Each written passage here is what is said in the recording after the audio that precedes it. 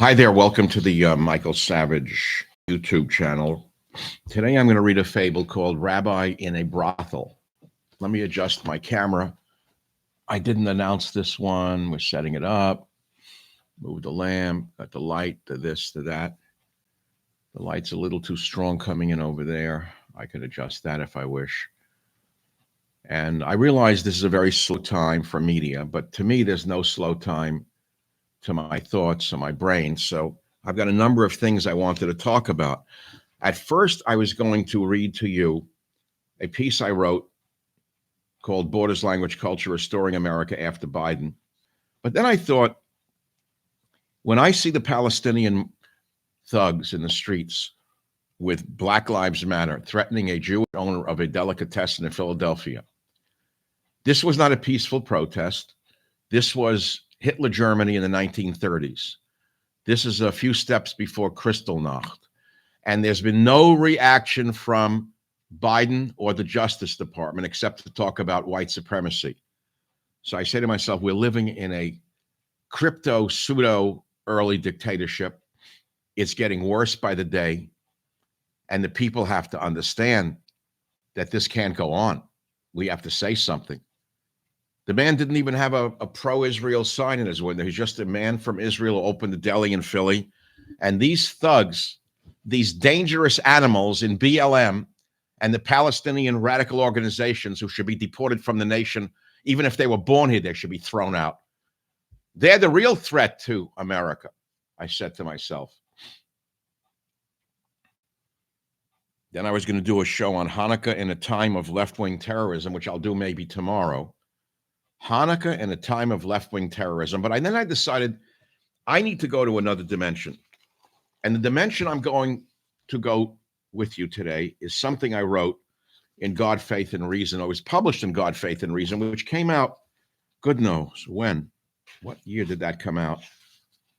2017. But this piece had been written in the 1980s and was included. It's called Rabbi in a Brothel. Originally, it was called Rabbi in a Whorehouse, but I couldn't name it that for YouTube for fear it would turn off too many people, because I feel like I'm living in a whorehouse under Biden. It's such a degenerate, sick nation of oppression and disease and filth. I feel like I'm living in a dirty whorehouse in Borneo. So I'm going to read this to you.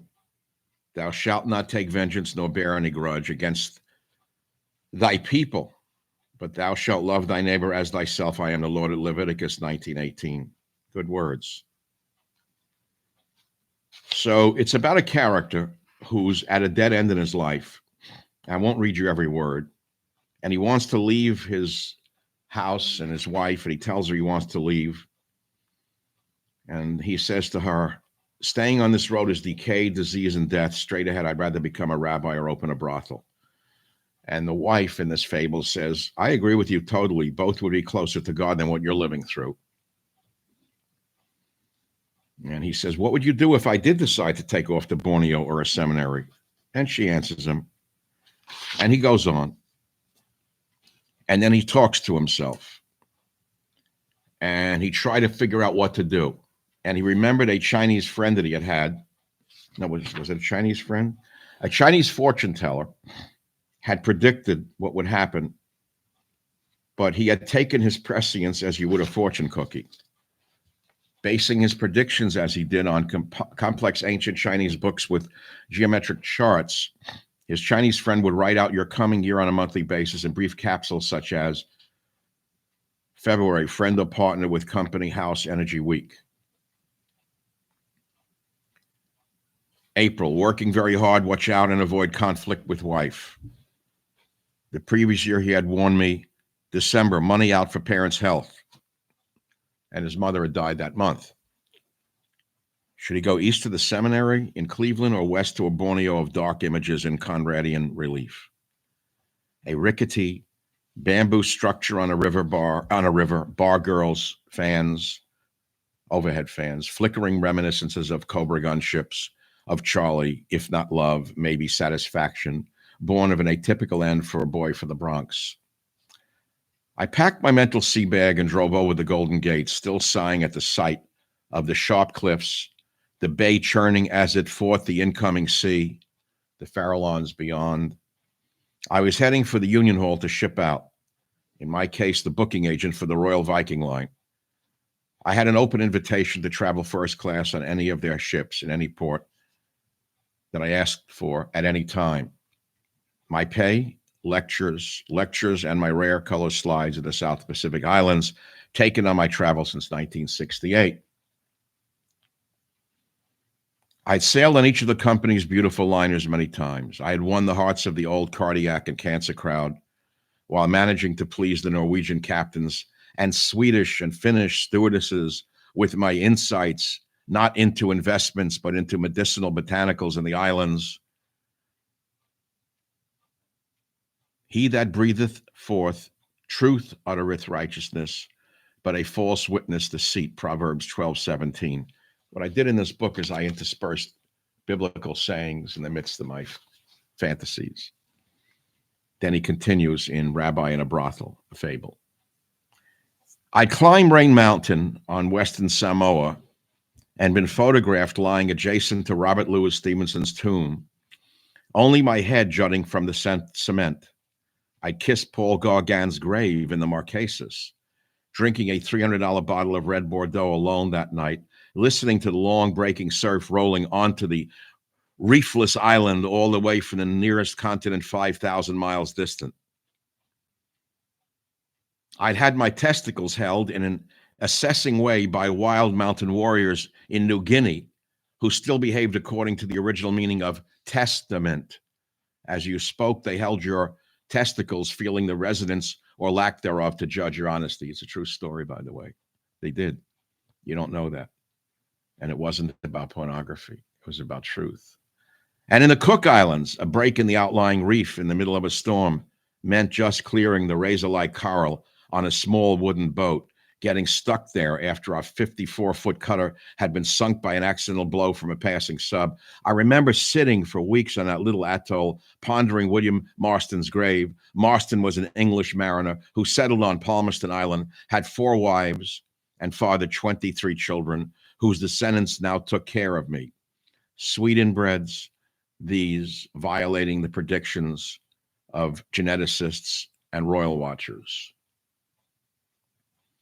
Yeah, I'd seen some adventure without thieving or killing. I'm an anomaly of the last years of the millennium. I know, but real. I left New York for Honolulu in 1968 and now missed my relatives, living and dead, who were more real to me than a serrated black and white photo, but unreachable in their time and conditions. Each, ossified by life, thought of me, if ever, as a friendly black sheep who had jumped the family fence, never to return. Always good for a chuckle was old Bob, who was always available anytime, day or night, for a mooch, a free beer, or a plate of food, but mainly to shoot the breeze. It was usually me talking rapid-fire New Yorkese and he responding in his slow East Bay self-taught way. Well, a man who'd go to sea for fun would go to hell for a pastime, said the quartermaster, drinking his gin.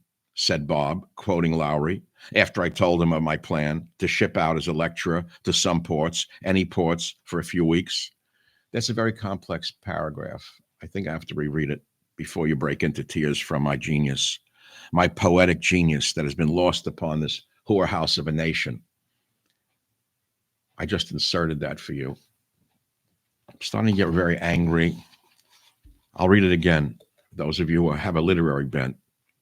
Quote, well, a man who'd go to sea for fun, it'd go to hell for a pastime, unquote, said the quartermaster, drinking his gin. Said Bob, quoting Lowry, after I told him of my plan to ship out as lecturer to some ports, any ports, for a few weeks.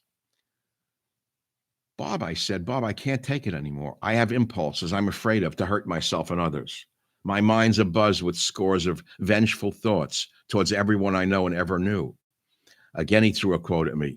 Who knows what delicate wonders have disappeared from the world for want of the will to survive? Cut the crap, Bob.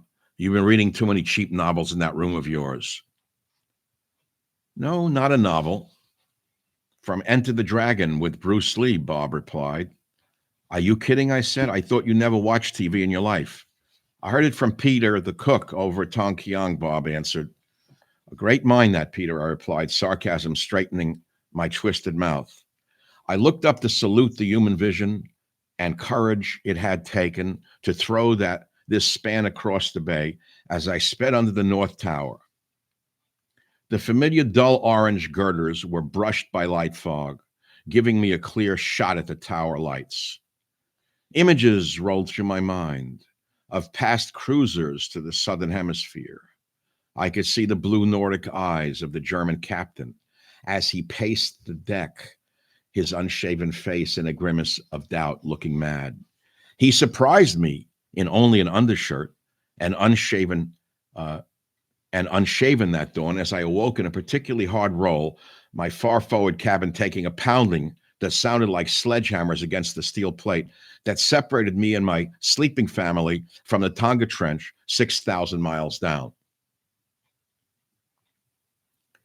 The captain stared at me on the deck with half-mad eyes, bellowing and pleading, lecturer all the time, Tahiti to Fiji, Fiji to Tahiti, Tahiti to Fiji, Fiji to Tahiti.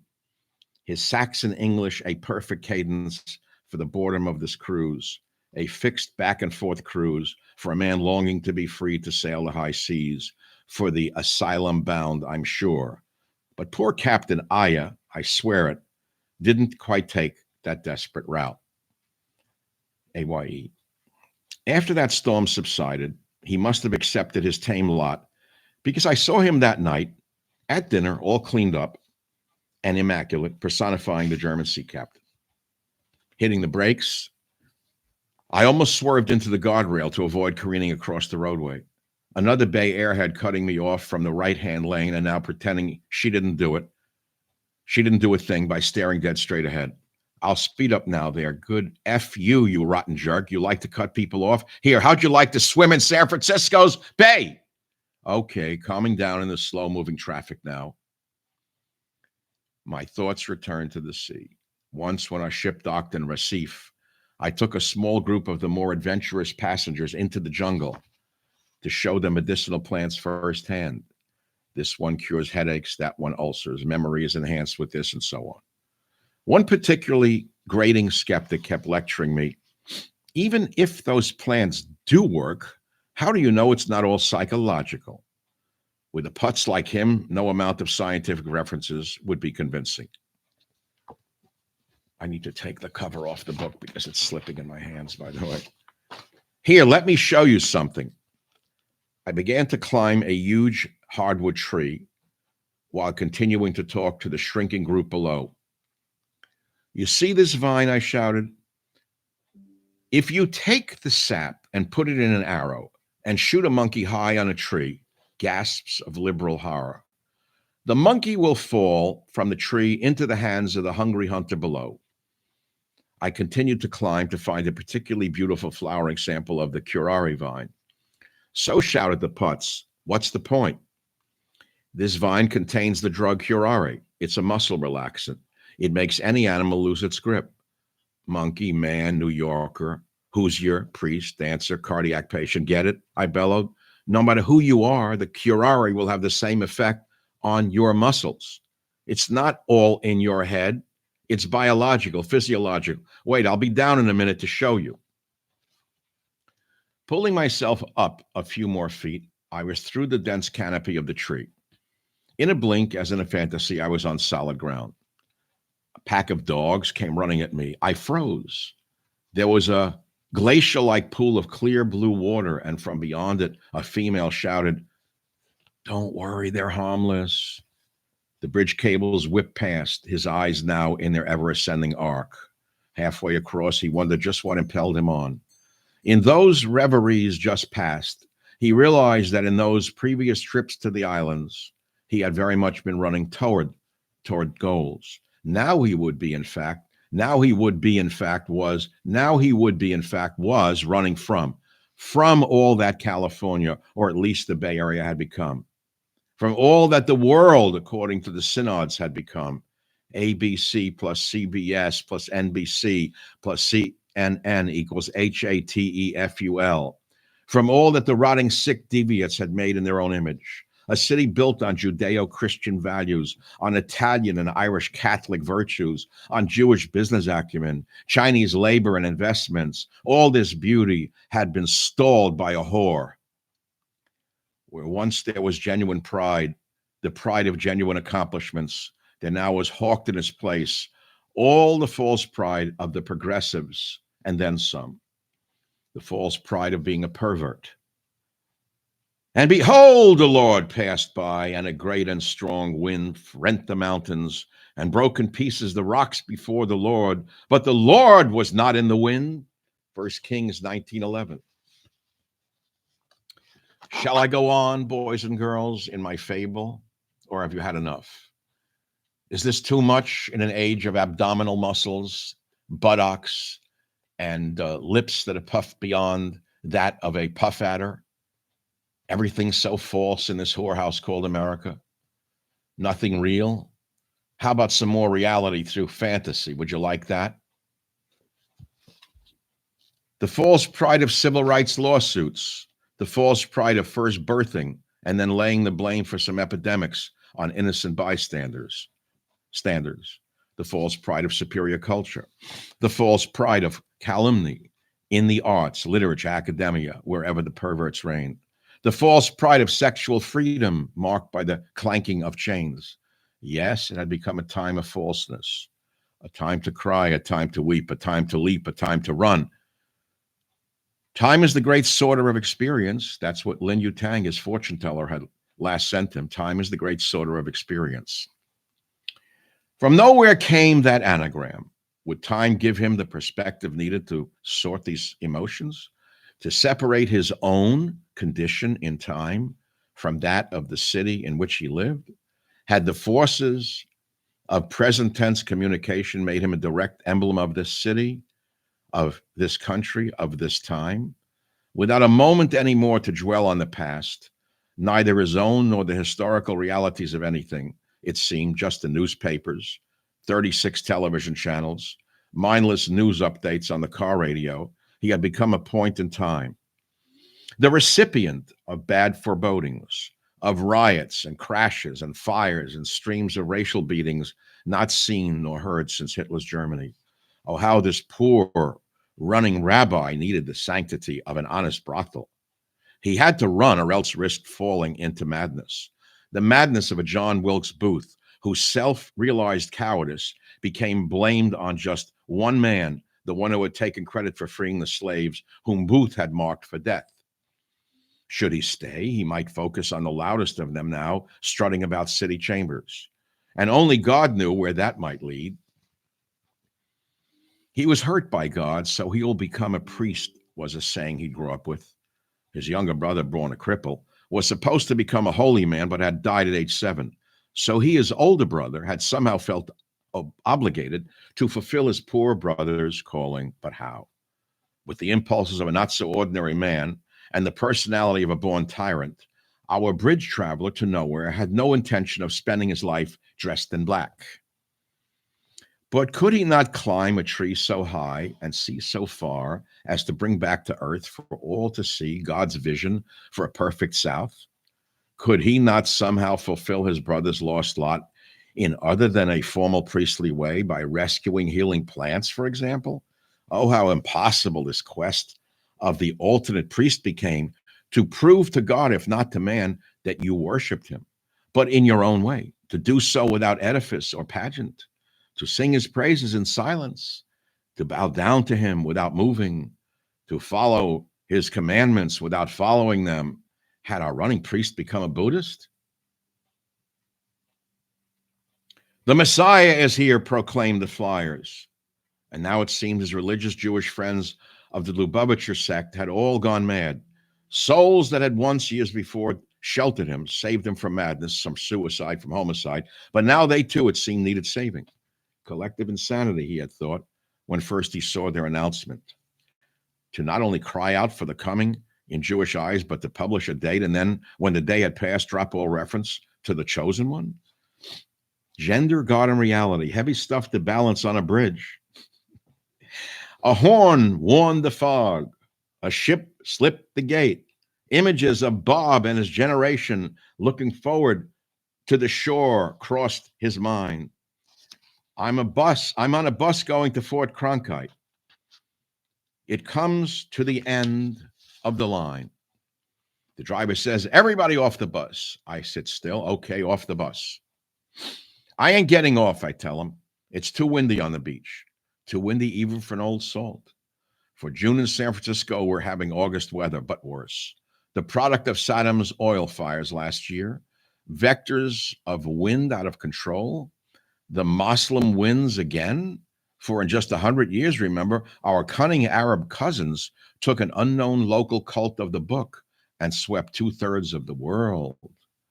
He gets out of his driver's seat. He comes to the back of the bus where I'm sitting next to two old ladies. Look, he says, you've got to get off the bus. I ain't going. He's got a half-shaved head, an earring, 3 rings on each finger, and he's a bus driver. One word leads to another. Listen, I'm going to smoke, and you've got to get off the bus. Well, I told him, it's illegal. Get off the bus and smoke with the rest of the numbskulls. I'm not getting off in this wind. Wind, Hassim, screws everybody's mind. Ions, blows pollen, mites, viroids into people's minds. Sweeps protective cullens from the skin. Upraises, unseen, stripping people. Wind is death, according to the Japanese. Wind, the Russians think, it brings illness, as do the Chinese. Not a race on earth welcomes it, yet wind is the great pollinator without which all screws itself. Wind the world itself upsets. So Bob stays on the bus with the 2 old ladies, one asking the other, what did he say? Not comprehending the bus driver or seeing his earrings or shaved head or attitude. The hostile driver smokes a cigarette. But the fog was wafting strong now in the middle of the bridge. Bob sat firm in his triumph over one little vandal. It was his most recent battle against evil, one that had begun on the mean streets of East Oakland and led through Guadalcanal. I fought my own battles against evil, becoming myself, one who, as I often jested, had to learn to lie, cheat, and steal, or was it beg, borrow, and steal, to survive. Despite all my advanced degrees, my many published books and unpublished books, and my obvious verbal talent, society hid its rewards for me. The Vandals had broken through the gates of academia, journalism, publishing, medicine, law, and government. And in their 30-year reign, they had created an old Vandals network not seen in America since the bureaucratic tyrannies of the early part of the century, more like the current social order in Sicily, where neither talent nor education counted, or the recent experience in Eastern Europe. Old Vandals, an old Vandals club. Could the warnings and exhortations of Job compare with Disney? Could Jeremiah compete with the evening news? Look what the Times had become. One power-mad psychopath after another paraded throughout, with all the details of her personal wealth displayed so as to render the moderately successful reader impotent and hopeless by the time the sports page was reached. Could this epic of the Sulzbergers be compared with Ecclesiastes? No, of course not. Which is why the original Book of the Jews was now read only by illiterate fools who by circumstance or genetic dysfunction believed the words had been dictated from heaven and inscribed in stone.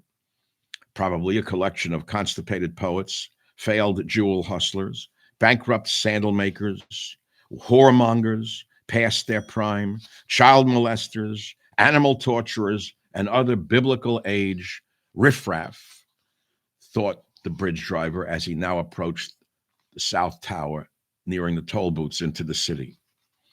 He glanced at the tiny fortune cookie scotch taped to the dashboard of his old 2-door Bronco. Quote, you are an angel. Beware of those who collect feathers. By now, it's a private comedy. I'm no angel, but I've lost most of my feathers, mostly trying to fly, he mused. Every time I've been given a chance I could soar like an eagle, it's been the trying to fly where the real losers live. Those failed writers who became agents, now all menopausal and ready to give to the UJA after years of supporting the PLO. Those tight-lipped WASP academics whose guilt made them hire the Jews after the Holocaust, the academic Jews who chose to exile hint of rebellion in their Jewish male descendants, welcoming instead the women and other minorities they thought they could bamboozle. And bamboozle they did, running every racket known to the mafia within the halls of academe, encouraging all the while the debate over affirmative action so they could continue their plundering unnecessary research funds, conducting excessive animal experimentation, molesting their young students, holding grandiose conferences modeled on the tools of those governmental bureaucrats they did business with. To look what the university had become, he thought, plunderer of graduate students' discoveries and labor, plunderer of all lost ideals everywhere and in all time since Abraham tried to slay Isaac, but was saved by a counter hallucination, a generation of incompetence not seen in the history of the Republic, incompetence who had created their own fields of study to justify their lack of productive scholarship in the real fields of learning. Those fertile fields which blossomed with a flora so vibrant and diverse, now reduced in size and offering to trans studies, women's studies, Black studies, Chicano studies, lesbian studies, gay studies, trans studies, all non-sciences created by jingoists with tenure, desperate for attention and respect. Leo Tolstoy wrote somewhere that those who believe their religion is greater than God will believe that their sect is greater than their religion and end up by believing that they are greater than their sect. And on it went as he drove over the Golden Gate Bridge. I'm Michael Savage. Thank you for listening to my fable, Rabbi in a Brothel, from my book, God, Faith, and Reason, one of my favorite of all books. An intimate look at Savage's lifelong quest in search of spiritual truth. In his trademark no-holds-barred style, Savage shares the many glimpses of God he's experienced over his extraordinary life and career, including boyhood stories, introspective reflection, and inspirational moments from his award-winning radio show. That's the back cover. I didn't say it. Copyrighted did. I hope you've enjoyed this. Do I have to ask you to subscribe? What's it going to do for me? Did I ask you to hit the like button? What's it going to do for me? What difference does it make if you hit the like button? What difference does it make if you subscribe? What difference does it make if you buy this book? Nothing. It all means nothing. Nothing means anything to you. A whore on Instagram with a nice pair of boobs has more followers than Albert Einstein would if he were alive. A degenerate with a nice buttock in his tight pants has more followers than Tolstoy would if he were alive. What difference does it make? I hope you've enjoyed Rabbi in a Brothel under Biden's thumb. If I could, I'd play Mick Jagger playing Under My Thumb, but I'm not Mick. I don't have the music to play, and it's copyrighted anyway. So have a nice day. And now you understand what I was doing all those years before I was in radio. All those years I sat in small hotel rooms pondering what had become of my country long before Biden was president. It had already fallen into the abyss of a brothel. Long before Obama was a glint in his father's eye, it had fallen into an abyss. Why? You answer why. I remember sitting in these SRO hotel rooms that I used to rent in between my working. I remember when I wrote this, it was in one of my hotel rooms, probably the Italian-American hotel on whatever street it was. I don't remember the street. There was a little SRO, where they were built originally rooms with a bathroom at the end of the floor, and each one had there was a community kitchen in it. I would spend my days writing in these rooms, trying to figure out what to do next, trying to support a family. But because I was a white male, I was excluded from the prizes of academia. I did okay because I never quit.